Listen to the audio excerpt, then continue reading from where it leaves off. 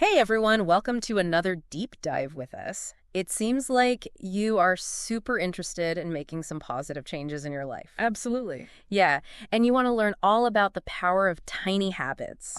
We are going to be going through excerpts from a podcast script that's all about how these small changes can create this huge ripple effect Right. and lead to some seriously impressive results. Yeah. Like 1% better every day Yeah. equals 37 times better over a year. I mean, what do you think about that kind of transformation? It's remarkable. And I think what gets us is we often get caught up in this idea that we need these massive actions to achieve our goals. Right. And I think that's where sometimes we go straight. Because in fact, what's fascinating is our brains crave consistency over intensity. Oh, interesting. So you're saying it's not about those big, unsustainable bursts of effort. Exactly. It's more about these small, consistent actions Yeah. that truly make a difference. Totally. And it all comes down to how our brains are wired. Okay. Have you ever heard of the basal ganglia? I haven't, to be honest with you. Okay. So basically, it's a fascinating part of the brain Okay. that plays this crucial role in habit formation. Gotcha. And simply put, the basal ganglia helps automate our actions, turning those repeated behaviors into habits. Okay. So the more we perform a certain action, Yeah. the stronger those neural pathways in the basal ganglia become. Okay. It's kind of like if you can imagine carving a path through a forest. The more you walk that path, the easier it becomes to travel. Oh, so the more consistent we are with those tiny habits, the more ingrained they become. Precisely. Almost like second nature. Yeah, brushing your teeth, you don't even think about it. Exactly. You just do it. And that's what we're kind of trying to get at here. Yeah, and the beauty of this is that starting small reduces the resistance our brains naturally have towards change. It's like tricking your brain into thinking, hey, this isn't so hard after all. Right, exactly. And we can do this. The source material mentions a Stanford researcher, B.J. Fogg. Yeah. Who seems to be a pioneer in this whole tiny habits world. Yeah. What's the key takeaway from his research? Well, his work is foundational to this concept of tiny habits. Okay. And he discovered that tiny habits are the gateway to effortless growth. Okay. Think about it like planting a seed. Okay. You wouldn't expect a towering oak to sprout overnight, right? It's not. You need to nurture it and water it consistently, Right. give it time to grow. Yeah.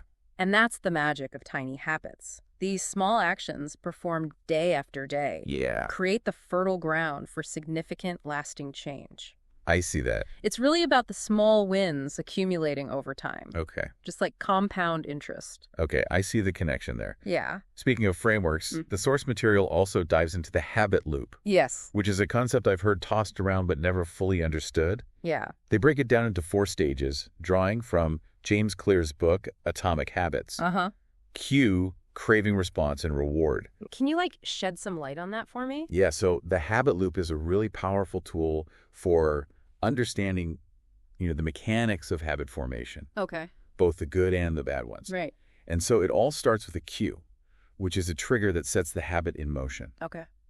And this could be a specific time of day, a location, or even an emotional state. Okay. So let's just say your cue is walking into the kitchen after work. Oh, yeah. What happens next? That cue triggers a craving, Okay. which is a desire for a specific reward. Okay. In this case, it might be a craving for, a sugary snack because you've associated the kitchen with that reward in the past. Right. So the response would be grabbing that cookie from the jar, Yeah. and then comes the reward, which is the pleasurable feeling you get from eating the cookie. Right. And this entire cycle gets reinforced, making it more likely that you'll repeat the same behavior next time you walk into the kitchen after work. So if we want to break bad habits or build positive ones, we need to understand how to manipulate these stages to our advantage. Absolutely. And the key is to understand the role of dopamine, which is a neurotransmitter associated with pleasure and reward. Okay. So when we experience something pleasurable, our brain releases dopamine, reinforcing that behavior, Gotcha. making us want to repeat it. So how do we leverage this knowledge then to build positive habits? Well, that's where the actionable strategies from the source material come in. Okay. Are you ready to dive into those? Let's do it. One of the strategies that really stood out was this idea of starting ridiculously small. Okay. We often sabotage ourselves by setting these huge, ambitious goals Right. that just feel overwhelming from the start. Yeah. So it's kind of like how do you eat an elephant? Oh, yeah. One bite at a time. Exactly. So by breaking down these larger goals into these minuscule actions, Yeah. we can make them feel much less daunting. Right. So instead of aiming for a 30-minute workout, you commit to just 1 minute. Instead of writing a whole chapter, you focus on a single sentence.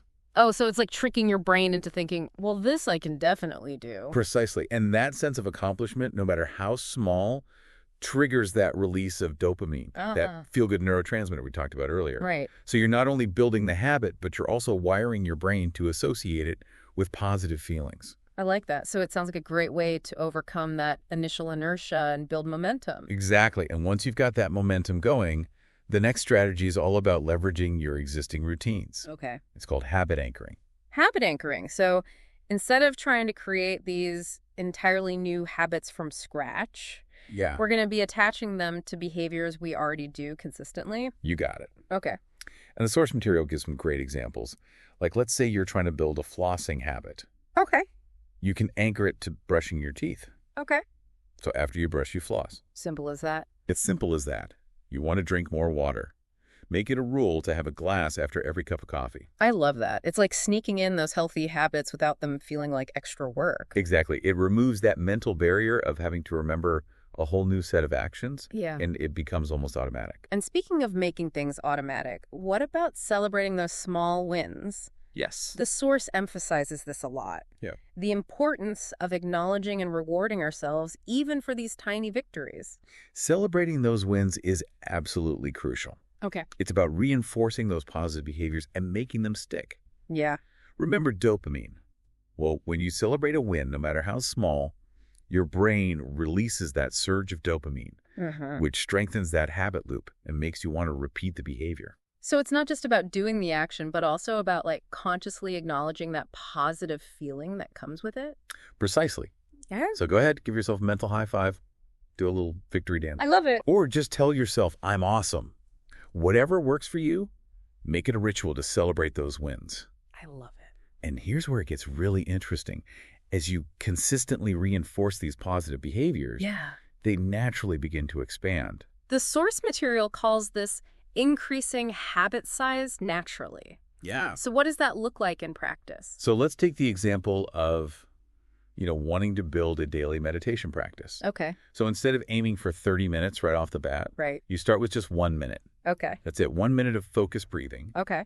And as you get comfortable with that, you gradually increase it to 2 minutes, then 5, then 10. Yeah. Before you know it, you've built this solid meditation practice without ever feeling overwhelmed.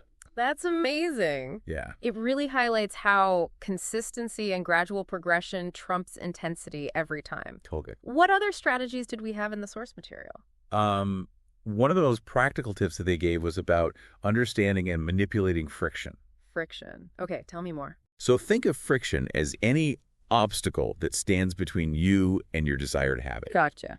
And so the key here is to make good habits as easy as possible and bad habits as difficult as possible. Okay, so for example, if I wanted to read more, I would make sure there's always a book, like, on my nightstand. Exactly. Maybe even in my bag. You're reducing the friction by making the action readily available. Mm-hmm. On the flip side, if you're trying to cut back on sugary drinks, you want to remove those temptations from your environment. Out of sight, out of mind. Out of sight, out of mind. Okay, You know. so it's like you're setting yourself up for success by consciously designing your environment Exactly. to support your goals. Yeah, and speaking of success stories, Yeah. the Force actually shares some really inspiring examples Okay. of how these tiny habit strategies have led to these significant life changes. Okay.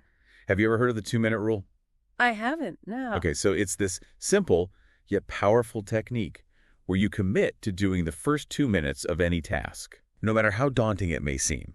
Okay. So this could be putting on your workout clothes, reading a page of a book, or even starting that creative project you've been putting off. So the idea is that those initial 2 minutes will often create enough momentum to keep you going. Exactly. It's all about overcoming that initial inertia. Right. And the source highlights a listener who used this rule to kickstart a running habit. Okay. And so instead of forcing himself into a full workout, he committed to simply putting on his running shoes each day.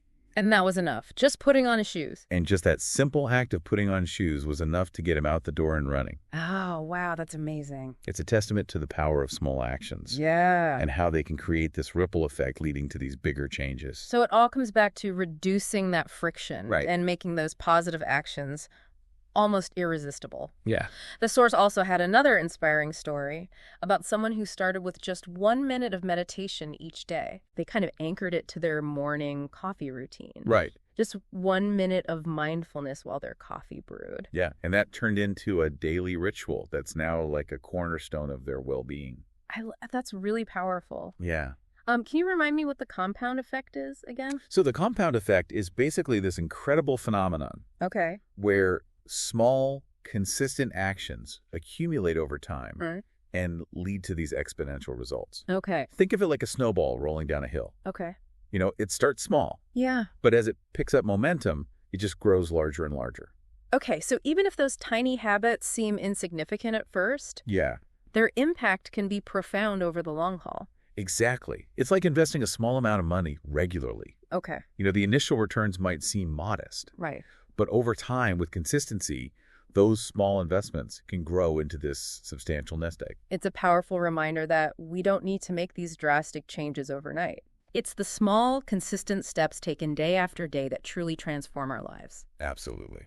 So we've covered a lot of ground today, exploring the science behind tiny habits, the actionable strategies for building them, and some inspiring real-life examples. Totally. As you're listening to this, what stands out to you? As you think about your own goals and aspirations, how can you apply these principles to create positive change in your own life? What's one tiny habit, something so small it feels almost impossible to fail, that you could implement today? That's a great question to ask yourself. And think about those habit anchors we talked about. Yes. Think about your existing routines like brushing your teeth, making coffee, arriving at your desk. Right. What tiny habit can you weave into those existing actions? Exactly. Maybe it's 5 squats after you brush your teeth, a glass of water after your coffee, a moment of deep breathing as you settle into your workspace. And remember, celebrate those wins. Yeah. Every time you successfully complete that tiny habit, acknowledge it. Give yourself a mental high five, a fist pump, or even a little happy dance. I love that. You're reinforcing that positive behavior and wiring your brain for success. This deep dive has been all about empowering you to make positive changes in your life, one tiny habit at a time. It's about understanding the science, applying the strategies, and most importantly, believing in the power of small actions to create remarkable results. We're excited to see what you achieve.